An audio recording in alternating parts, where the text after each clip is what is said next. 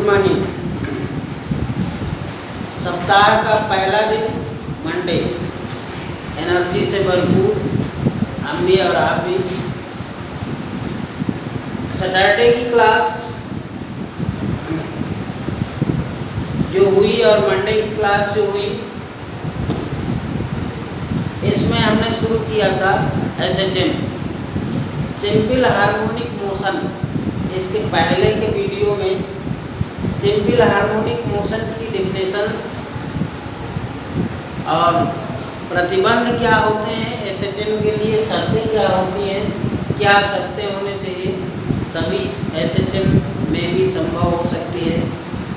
तो इसकी डेफिनेशंस और प्रतिबंध मतलब शर्तें, कहीं प्रतिबंध लिखा होता है कहीं शर्तें लिखा होता है, दोनों का मतलब एक ही होता है।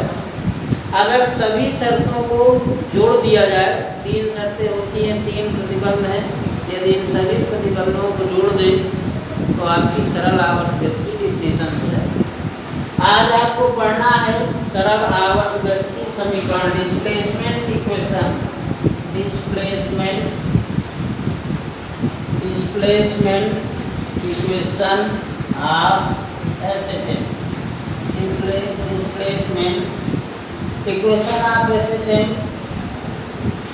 सरल आवर्त गति की विस्थापन समीकरण।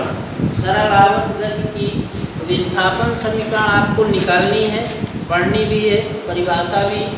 यदि कोई कण किसी वृत्त की परिधि पर एक समान चाल से चल रहा है, यदि कोई कण किसी वृत्त की परिधि पर एक समान चाल से चल रहा है तो कण से वृत्त के व्यास पर डाले गए लंब के अंत बिंदु, दूसरे बिंदु या पाद बिंदु को कहा जाता है SHM की ये विस्थापन समीकरण है।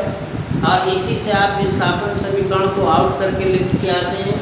चित्र समझिएगा, चित्र से ज़्यादा समझ में आएगा,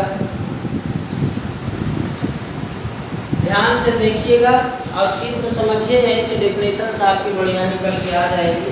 ये वृत्त है, ठीक है, ये व्यास है, ठीक, ये वृत्त है और ये खींचे गए व्यास हैं। नामकरण करना है A डैश B डैश। मान लीजिए कोई कण बिंदु B से चलना प्रारंभ करता है और t सेकंड में थीटा कोण घूम करके बिंदु P पर आ जाता है। बिंदु P पर आ जाता है, कितना कोण घूम करके? थीटा कोण घूम करके बिंदु P पर आ जाता है। आप समझिए, यहीं से डेफिनेशंस आपकी है। यदि कोई कण किसी वृत्त की परिधि पर चल रहा है तो कण से, यह कण से वृत्त के व्यास पर, ये वृत्त का व्यास है, डाले गए लंब, ये लंब हो गया। का दूसरा बिंदु, एक तो बिंदु ये हो गया, दूसरा अंत बिंदु ये है, इसे पाद बिंदु भी कहा जाता है। डाले गए लंब के पाद बिंदु की जो गति होगी, सरल रेखी गति होगी, उसे कहा जाता है SHM।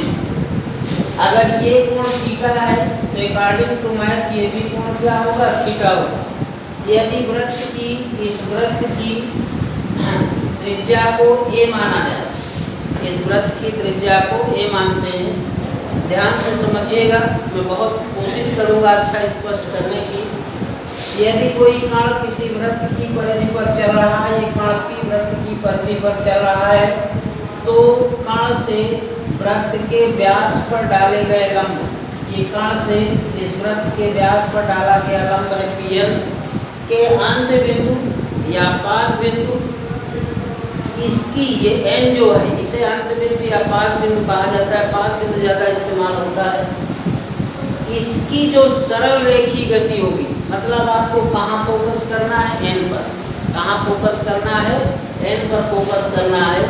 इसकी जो गति होगी सरल रेखी, वो आपकी कहलाएगी SHM।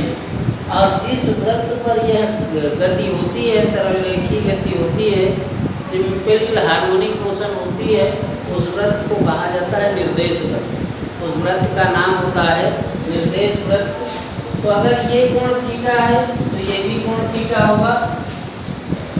ये मान लीजिए बिंदु O है, O से N तक की जो डिस्टेंस है ये विस्थापन है y। O से N तक का विस्थापन क्या है? y।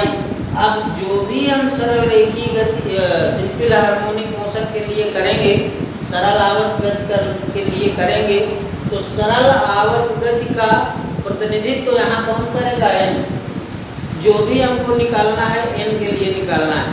अगर n का ये विस्थापन है तो इसका मतलब SHM का विस्थापन है। अगर SHM का वेग हमको निकालना है तो n का वेग निकालना है। अगर इसका त्वरण निकालना है तो n के लिए त्वरण निकालना है। जो भी काम करना है हमको, अगर हम n के लिए करते हैं, कहने का मतलब ये SHM का प्रतिनिधि है। SHM के विषय में आपको कुछ भी कहना है तो आप n के लिए कहिए, तो O से n तक का विस्थापन क्या है? y। चूंकि कोणीय वेग होता है ओमेगा, और कोणीय वेग ओमेगा बराबर होता है कोणीय विस्थापन थीटा बटे t। कोणीय विस्थापन थीटा बटे, यहाँ से थीटा इक्वल टू हो जाएगा ओमेगा t। थीटा बराबर ओमेगा। इस त्रिभुज को देखिए, त्रिभुज ONP में जो भी करना है हमको n के लिए करना है। त्रिभुज ONP में अगर साइन थीटा लगाते हैं तो साइन थीटा बराबर लंब बटे कर्ण। लंब क्या होगा? ON। लंब है ON और कर्ण क्या है? OP। ये कर्ण हो गया OP। ON को कह लीजिए y और OP है आपका A। ये बराबर sine theta y equal to A sine theta. अब चूंकि थीटा इक्वल टू ऊपर निकाल चुके हो ओमेगा t, इसलिए y equal to A sine omega t। y equal to A sine omega. ये आपकी सरल आवर्त गति की विस्थापन समीकरण है। पहले सिंपल समीकरण है y बराबर A साइन ओमेगा t, जहाँ पर A क्या है? इस वृत्त की त्रिज्या है और इसे आयाम भी कहा जाता है। ठीक है, A है त्रिज्या कह लीजिए निर्देश वृत्त की, या तो फिर आयाम भी कह सकते हैं इसको। तो पहली समीकरण है सरल आवर्त गति की विस्थापन समीकरण।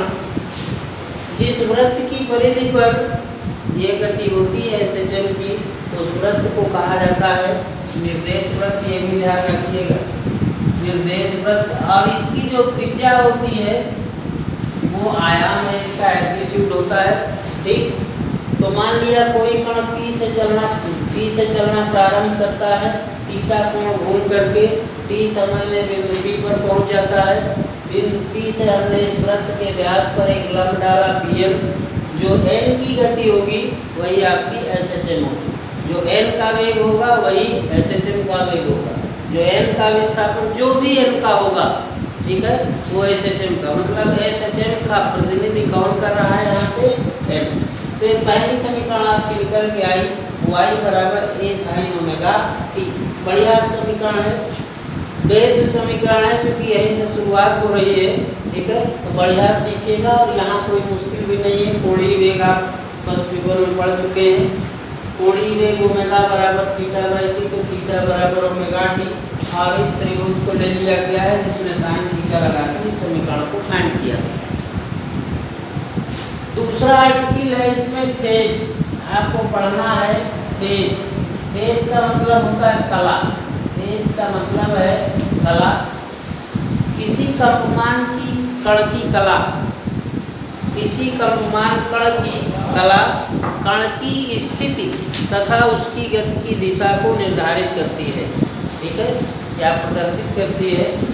किसी कंपमान कण की कला, ठीक है, उसकी स्थिति या गति की दिशा को स्थित तथा गति की दिशा को निर्देशित करती है या प्रदर्शित करती है।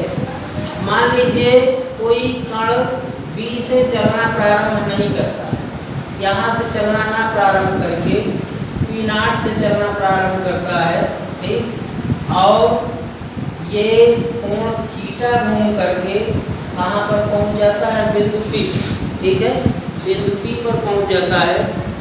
ध्यान से समझिएगा, कोई कण कहाँ से चलना प्रारंभ करता है, ये त्रिज्या मान लीजिए ए, कहाँ से चलना प्रारंभ करता है, यहाँ से नहीं करता, बी से न चल करके पी नॉट से कर रहा है और थीटा कोण घूम करके यहाँ पहुँच रहा है और ये कोण है आपका मान लीजिए फाई। कोण पी नॉट ओ बी क्या है फाई, ठीक है। तो ये पूरा कोण हो जाएगा थीटा प्लस फाई और इस पे आप यहाँ से लंब डाल दीजिए, तो एन वही है यहाँ, ठीक है। ये है एन आपका एक विस्थापन, तो यहाँ से डाल दीजिए लंब P से, तो कोई कण बिंदु B से चलना ना प्रारंभ करके P नॉट से चल रहा है। अब ये जो इतना कोण होगा यहाँ पर थीटा प्लस फाई होगा, तो ये कोण इतना जो आ जाएगा वो थीटा प्लस फाई, ये फाई है। कोण P नॉट O और B, P नॉट O और B इसकी वैल्यू फाई। तो किसी कंपमान कण की कला, किसी कंपमान कण की कला उस कण की स्थिति और दिशा को प्रदर्शित करती है। मान लीजिए कण पहले वाले में जो अभी हमने बताया और बी से चलना शुरू करता था, अब बी से चलना शुरू नहीं करता। ये मान के चलते हैं कि कण बी से ना चल करके पी नॉट से चलना शुरू करता है, ठीक है। ये कोण है आपका पी नॉट ओ बी बराबर फाई और यहाँ टी समय बाद कहाँ पहुँच जाता है पी पर। अब यहाँ से लंब जैसे पीछे डाले तो ऐसे यहाँ भी डालेंगे लंब, पी या लंब डाला और इसी एन के लिए अब ये ओ एन वाई है। अगर ये कोण फाई है, ये कोण थीटा है, तो इतना पूरा थीटा प्लस फाई होगा और ये अगर थीटा प्लस फाई होगा इतना कोण, तो इधर ये कोण भी क्या होगा आपका थीटा प्लस फाई। अब यहाँ त्रिभुज पुनः ले लीजिए, त्रिभुज ओ एन पी में सब कुछ ऐसे ही है जैसे पहले लगाए हैं, थोड़ा से काम बढ़ गया है। तो त्रिभुज ओ एन पी में त्रिभुज ओ एन पी लिया तो sine theta plus phi equal to वही ओ एन और वही आपका ये ओ एन हो गया, ये ओ पी हो गया, ठीक। ओ एन हो गया वाई और ओ पी वही त्रिज्या है A, sine theta plus phi, तो वाई इक्वल टू हो गया A sine theta plus phi, ठीक है। और चूंकि थीटा बराबर है ओमेगा टी, इसलिए y equal to A sine और ये ओमेगा टी और प्लस फाई। दूसरी समीकरण ये आपकी प्राप्त हुई, ठीक। यहाँ पर फाई क्या है, कंपमान कण की कला, फाई को क्या कहेंगे कला। तो एक पहली समीकरण तो अभी हमने फाइंड किया y बराबर ए साइन ओमेगा टी और दूसरी समीकरण आई आपकी y बराबर A sine omega T plus phi, ठीक है। जो ये समीकरण दूसरी, ये तो सिंपल समीकरण है, ठीक है। और ये जो समीकरण प्राप्त हुई है इसे कहा जाता है सरल आवर्त गति की व्यापक समीकरण। ये स्टैंडर्ड फॉर्म है एसएचएम का, ठीक है, बढ़िया फॉर्म है सबसे। तो न्यूमेरिकल जो लगते हैं इस समीकरण से भी लगते हैं और इस समीकरण से भी लगते हैं, लेकिन मेन समीकरण आपकी व्यापक समीकरण कौन सी है, इस समीकरण में ये भी निहित होती है और अन्य समीकरणें भी निहित होती हैं। कभी कभी साइन की जगह ये कास भी आ जाया करते हैं। अगर आप इसको लिख दें y बराबर ए कास ओमेगा टी, ठीक है, या फिर y बराबर A cos omega T plus Y, तो भी सही है। जैसे ये दो समीकरणें हैं आपकी, ठीक है, एसएचएम के लिए, उसी तरीके से एसएचएम की ये भी दोनों समीकरणें हैं, ये एक दूसरे की प्राचाल समीकरणें कही जाती हैं। तो होता ही है कभी कभी न्यूमेरिकल्स जब आता है तो यहाँ पर साइन की जगह कास लिख के आ जाता है, और अगर कास लिख के आ गया तो आप लोग करते ही हैं कि कास को साइन में चेंज करना शुरू करते हैं कि 90 माइनस थीटा से चेंज कर दीजिए। तो ऐसी गलती ना कीजिए, ठीक है। ये समीकरणें भी साइन में भी हैं और यही समीकरण काश में भी हो सकती हैं, ठीक है, क्योंकि ये एक दूसरे की कौन सी समीकरण कही जाती है, प्राचाल समीकरण। इन समीकरणों को कहा जाता है ये एक दूसरे की प्राचाल समीकरण है। तो ये दो समीकरण आज हमने फाइंड किया, y बराबर है sin ओमेगा टी और y बराबर है sin omega T plus pi, ठीक है। कला भी बताई हमने, इसमें निर्देश वृत्त क्या है ये भी बताया, इसकी इमेज भेज रहे हैं, बढ़िया सा नोट्स बनाइएगा। और एक बड़ी खबर ये है, खुशखबरी सब लोग जानते हैं, विद्यालय भी हमारे करीब बिल्कुल आ रहे हैं खुलने की दशा में। तो बहुत जल्दी विद्यालय में आपको ऑफलाइन क्लासें मिलने लगेगी, ठीक है। और इसके लिए आप सभी को बहुत बहुत बधाई है, तैयारी बना के रखिए। अपनी एप्लीकेशन विद्यालय को सहमति पत्र दीजिए ताकि आपकी क्लास में कोई रुकावट ना हो और आपकी क्लासें चलनी शुरू हो जाएं। बहुत बहुत धन्यवाद।